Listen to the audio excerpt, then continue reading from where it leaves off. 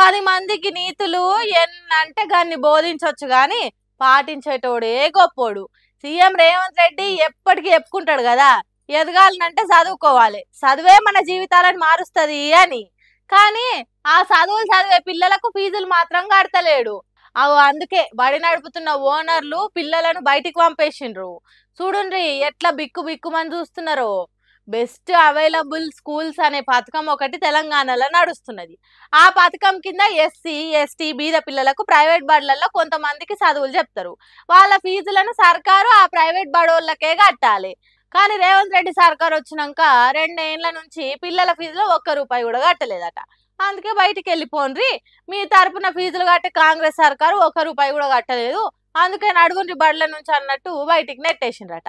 అందుకే ఇగో ఇట్లా బయటికి వచ్చి ఎందుకు మమ్మల్ని గెంటేసిండ్రు అని తెలియక చూస్తున్నారు పిల్లలు.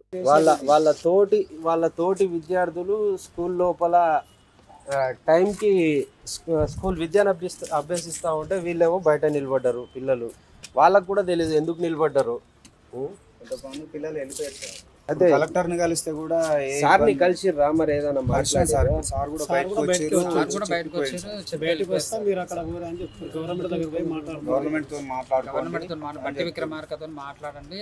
బట్టి విక్రమార్కతోటి మాట్లాడాలి.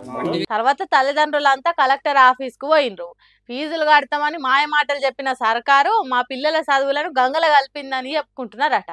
కానీ కలెక్టర్ మాత్రం ఏం చేస్తాడు చెప్పుండ్రి, సర్కారే ఫీజులు కట్టకుంటే.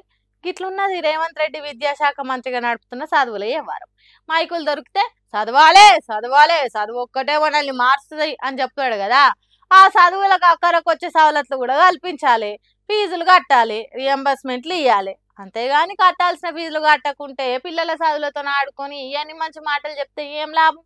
ఇప్పటికైనా వీళ్ళ ఫీజులు కట్టి చదువులు సాఫీగా సాగేటట్టు చూడాలని కోరుతున్నారు. బెస్ట్ అవైలబుల్ స్కూల్స్ పథకం కింద పిల్లలను చదివిస్తున్నా అయ్యవ్వాలి. 42% బీసీ రిజర్వేషన్లు ఉంటాయా ఊడతాయా అనే దాని మీద ఊర్ల కొంటే మస్తు చర్చలు జరుగుతున్నాయి. ఇప్పుడు ఇచ్చిన రిజర్వేషన్లు గట్లనే ఉండాలని బీసీ లీడర్లు తెలంగాణ సర్కారు కోరకుంటుంటే పాత నోటిఫికేషన్ ప్రకారం ఇస్తేనే మంచిగా ఉండని పెద్ద కులపోలు కోరుకుంటున్నారట.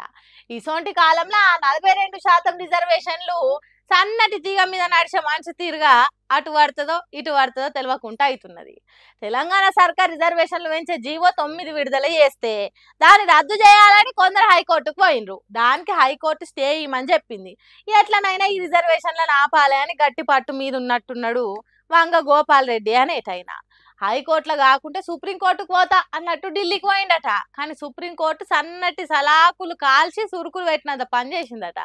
కోర్టుల పిటిషన్ ఎందుకు వేసిండ్రు అని కోర్టుల పెద్ద జడ్జి సార్లు అడిగితే తెలంగాణ సర్కారు ఇచ్చిన జీవో మీద హైకోర్టు స్టే ఇయ్యలేదు, జర మీరన్నీ ఇయ్యండ్రి సార్లు అన్నట్టు పెద్ద కోర్టును అడిగిండ్రట. దానికి హైకోర్టే విచారణ చేస్తాంది. ఆ కేసు మీద వాదనలు నడుస్తున్నాయి. అసలు స్టే ఇవ్వమని సుప్రీంకోర్టుకి వచ్చుడైంది, హైకోర్టు స్టే ఇవ్వకుంటే ఇక్కడికి రావాలని ఎవరు చెప్పిండ్రు అన్నట్టు ఎదురు ప్రశ్నలు వేసిందట కోర్టు. పాపం నీళ్ళు నమ్ముడు నిల్సొని చూసుడు అయిందట వంగ గోపాల్ రెడ్డి తరపు వకీల్ సాబులకు. మీ పిటిషన్ను కొట్టేస్తున్నాం, ఏదైనా ఉంటే హైదరాబాద్ హైకోర్టులో తెలుసుకోపోండ్రి అని గద్దిచ్చినట్టు చెప్పిండ్రట. దీంతో ఇటు తెలంగాణ సర్కార్కు అటు బీసీ లీడర్లకు కాసింత గాలి పీల్చుకున్నంత పని అయిందట.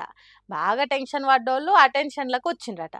8వ తారీఖున ఆ రిజర్వేషన్ల మీద విచారణ ఉన్నది కాబట్టి అప్పటిదాకా అయితే రిజర్వేషన్లు ఉండేది పోయేది తేలుతుంది.